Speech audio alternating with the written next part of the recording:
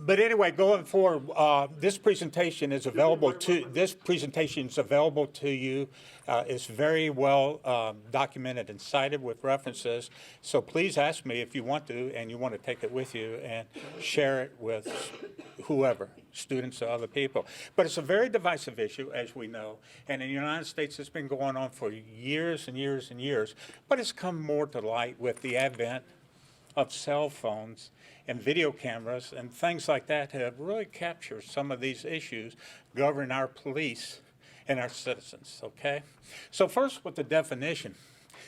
What is police abuse and brutality? Well, it's when a police officer or officers exceed and conduct lawless actions with unnecessary force against a civilian in order to detain that person or arrest that person. It's just that simple.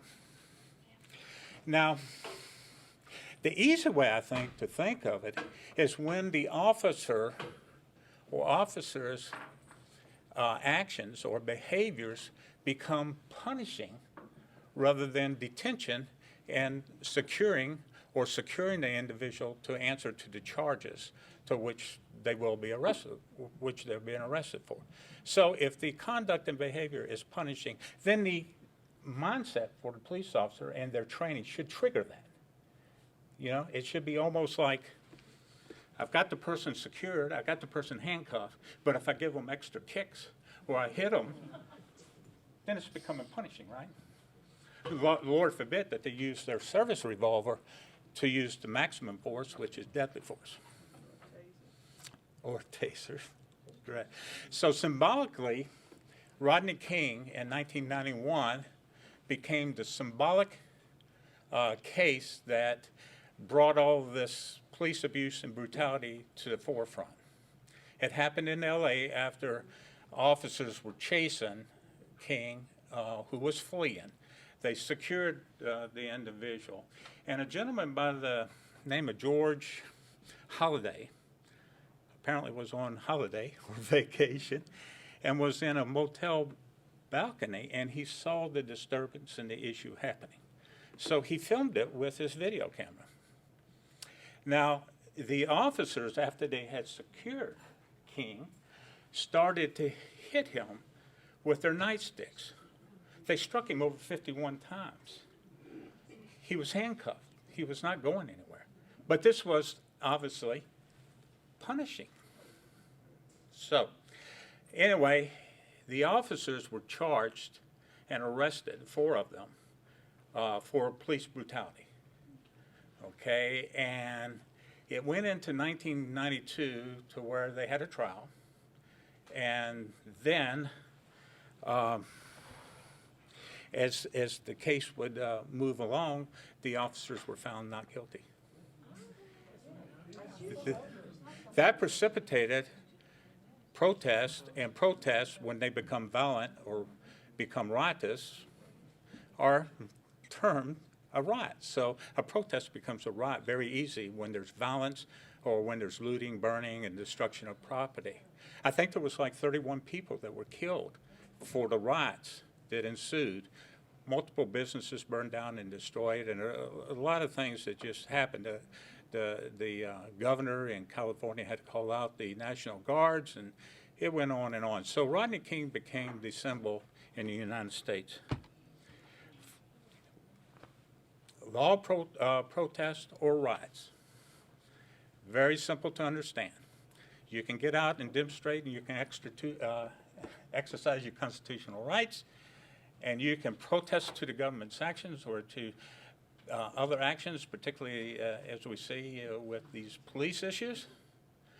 But when they get sparked with a lot of violence and property is destroyed, then we know that those become riots. And they're very destructive.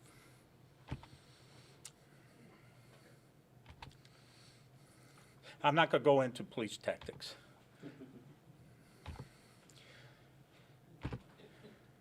I'm not even going to use that right now. But first, I want to talk about how we got to where we really define what is police brutality.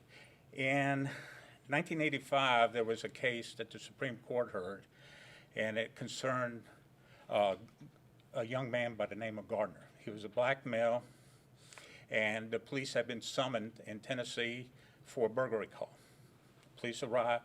They found Gardner in the backyard, and a police officer chasing Gardner down approached him, shined his light on. Of course, it was nighttime, and ordered him to halt, and at which time Gardner proceeded to flee from the officer and try to climb over a fence. The police officer fired one shot, hit Gardner in the back of the head. He was rushed to the hospital, and he died. They found that Gardner was 15 years old, and on his possession was a woman's purse and $10. The Supreme Court took that case in order to start reining in law enforcement personnel and their actions, okay?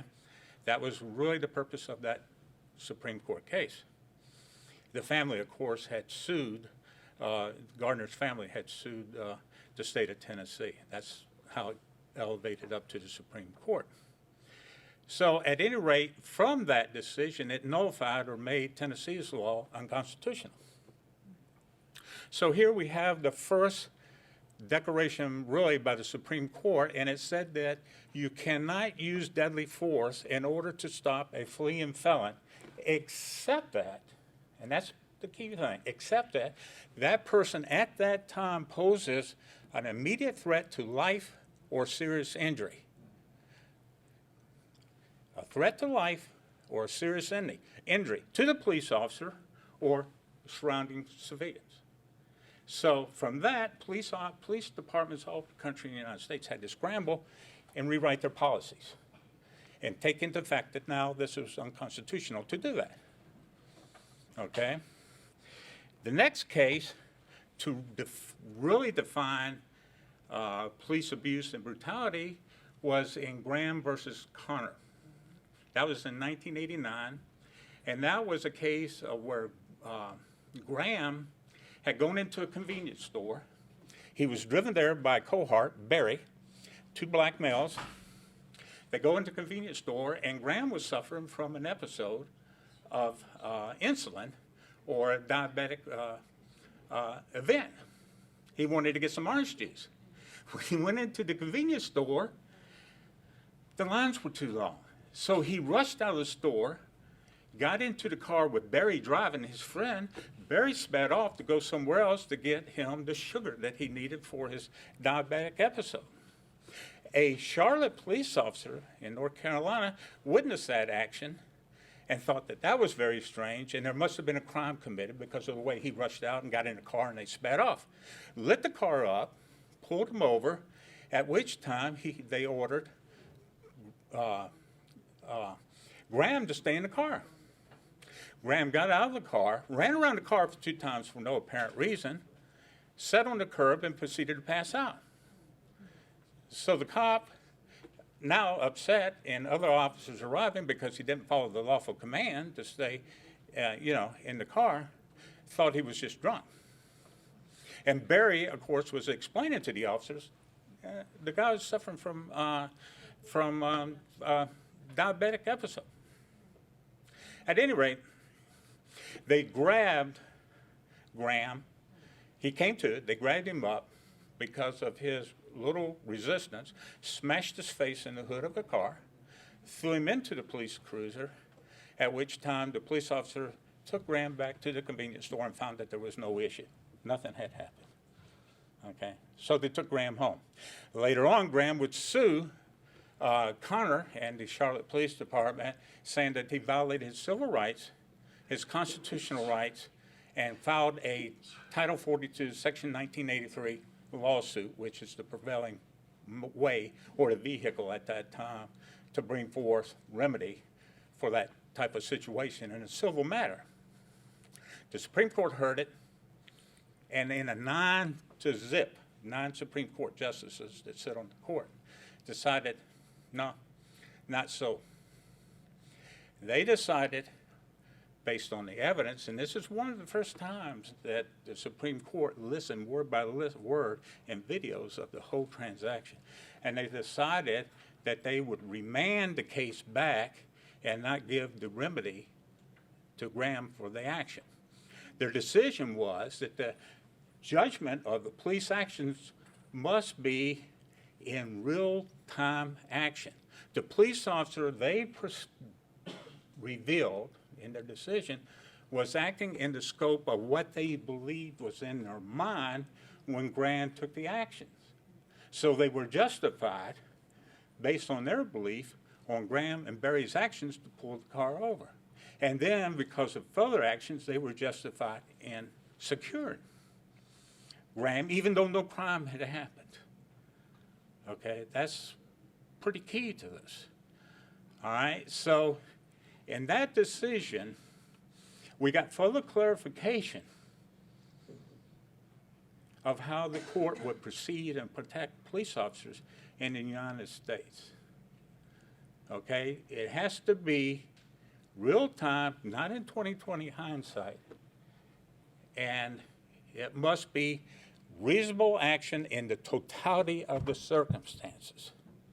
So today, if you see a video and you see police abuse and brutality or a civilian being shot and killed, it's going to be in the mindset of the police officer at the time.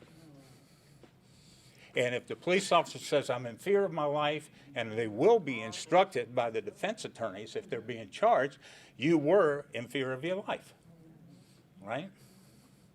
So that's why you see sometimes you can't understand what you see in the way of a video as to what's happening in the legal course.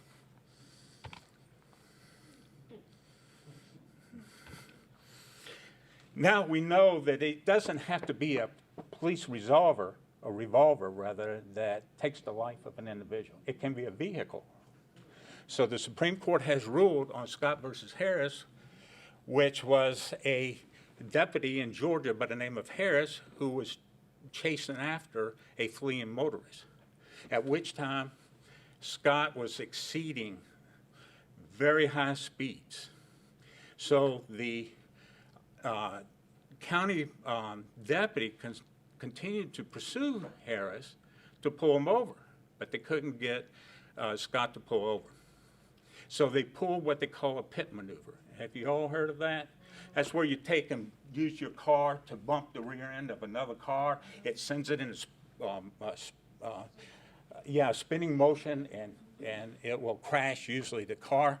Well, this is what happened to Scott. And that injury that he had from that pit maneuver rendered him a paraplegic for the rest of his life. But the Supreme Court ruled, based on the safety of the public and the officers, that that was permissible conduct.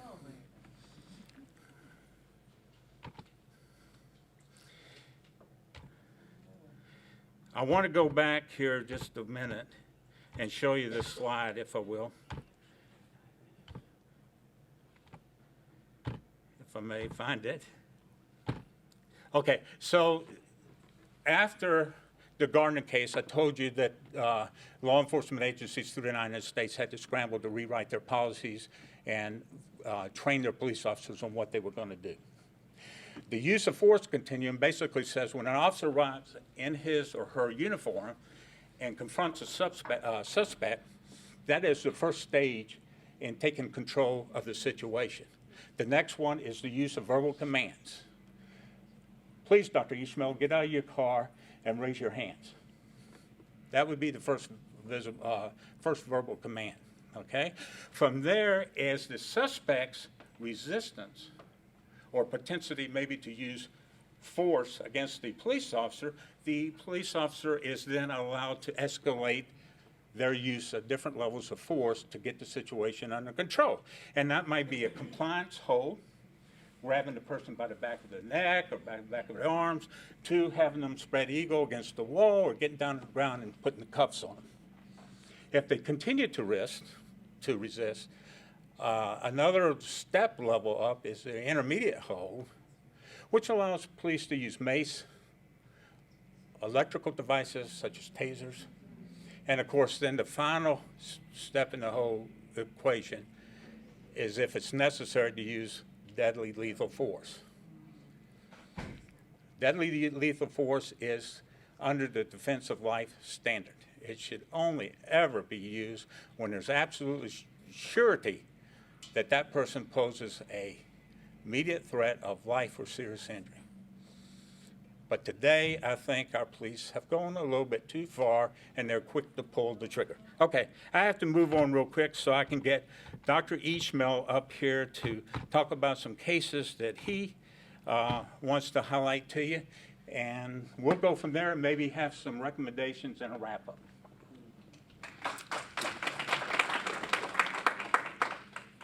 How many of you have, when you are surrounded by police, what is your initial reaction? Is it trust or mistrust? And that's generally the feeling that we get around the country. It's mistrust. I've been in the area of criminal justice for 16 years as a faculty member, and I'm heavily involved in the community. I'm on the board for the Louisiana Council for Offender Resources to work with ex-offenders. This issue of police brutality is not a perception, it's reality. And it's really targeting our black males. I can sit here all afternoon and tell you one story after another, personal stories that I know of people who have dealt with these kinds of issues. I'm going to share two recent experiences with you. May 7th of this year, Lake Charles, Louisiana. One of my coworkers, her daughter, her boyfriend, and his friend were out in Lake Charles. They were at the casino. They came out like at 5 o'clock in the morning. Probably shouldn't be out that late, et cetera. They went to the gas station to get some gas. I don't know if they had the radio on loud or whatever it was. Nothing, extreme. They got stopped by the police, or the police just drove up, et cetera. It's hard to question them. They focused on the brother and his friend for a long, long while. Now, my colleagues or my coworker's daughter just kind of was sitting to the side, and she shouldn't have done this. She walked off. And she walked off behind a building, and she fell asleep. Now, her first mistake, and I said this, you can't walk off. If the police are there, you got to stay at the scene. But for whatever reason, she walked off. She fell asleep. The law enforcement officials, these are 4 white police officers, went to go locate her. They located her. She was laying down. I mean, as far as they know, she could have been dead, right? Law enforcement are sworn to protect. They don't react with force unless they feel like they're threatened. Now, if a young lady, 21 years old, is on the ground, looking like she either be dead, sleeping, is she a threat? No. Now, what do you think these law enforcement officials did? Now, they had a canine. They had a canine with her, a dog. They put this dog on top of this woman. This woman got up, thought she was in a dream. This dog was on top of this woman for 4 minutes and 32 seconds. And if you see the pictures, she was scratched up all up in her hands, her body, her face, etc. Now, we're getting a lawyer, and I'm working with them to get some assistance. Over 4 minutes, this dog was on top of this woman who could have been dead. Now, law enforcement, their first reaction should have been, if she's trying to revive her, she should have been dying, because she obviously was laying there. There's no threat. There's no threat. These 4 white police officers, what they did, they sicked the dog on this woman for 4.5 minutes. And again, the bruises, scars, she was scared to death, etc. One more example. A colleague of mine who now has his PhD in criminal justice. When I was working on my PhD, we attended a symposium. We watched this film called The Color of Fear. And after we watched this video, we went around the room to discuss it, and he broke down in tears. He's a dark-skinned African-American man. We're very good friends now, became good friends. He shared a story with us in terms of police brutality. Driving home one night, got stopped for whatever reason. There was really no reason. Again, several white police officers. They gave him a sobriety test. He's never had a drink in his life. They falsified the report. His mom kept asking him, surely you were drinking something. Nobody can believe the police will do this. They just don't believe it. Went to court, and his lawyer said, take a plea bargain. He said, no, hell no, I'm not taking a plea bargain. He got up in front of the court and went up in front of that judge and said, I never had a drink in my life. There was no proof that I had a drink, etc. Now, luckily for him, the police officer didn't come on their behalf to testify. They dismissed the case. These are one of several cases I can go on and on with. There's another issue that we have, and please give me 2 more minutes. We talk about police brutality. This is another form of research that we need to focus on is weak policing. And again, targeting African Americans. People are going to prison for crimes they have never committed, and the evidence clearly shows they've never committed it. one gentleman, which just was recently released from prison, had to go through the Innocence Project in New Orleans. And then once you're in prison, you're not a citizen. And so it takes you years to go through this process of getting exonerated. This young man, again, I can talk about 100 in my head, but we're close friends and have him as a guest speaker in my classroom. Went to prison for a murder he did not commit. Wasn't even connected to any of these people.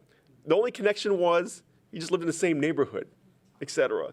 A young lady just falsified, accused him of committing murder. Now, obviously, she should have done that, but policing is shoddy. The policing is shoddy. They just want to put somebody away. And this young man, well, now he's in his 50s, so he was a young man. After he was released from prison, you know what he did? He went to the woman who falsely accused him and said, "I forgive you." Now, how many of us would have done that? Man, this man is a spiritual man. Now, does anything happen to this white lady? Nothing. Nothing. I'm going to share one more case. I have one more minute. And this shows you, again, how African, I got to tell you this one last story. My student right now, her brother is in prison for rape. Didn't commit the rape. Again, falsely accused. They checked the woman out, no evidence whatsoever of anything, being touched on her body. All the evidence shows that no rape happened. Shoddy policing, shoddy court system, everything's shoddy. You look at this evidence, how did this happen? How did somebody not stop this? This man is in prison, and obviously we're going through the Innocence Project. But I'm not going to lie to you. It's going to take us 13 years or so. That's how slow the process is. They get this man, which evidence overwhelmingly showed that he did not commit rape, wasn't even near the vicinity of the crime. She just made this up.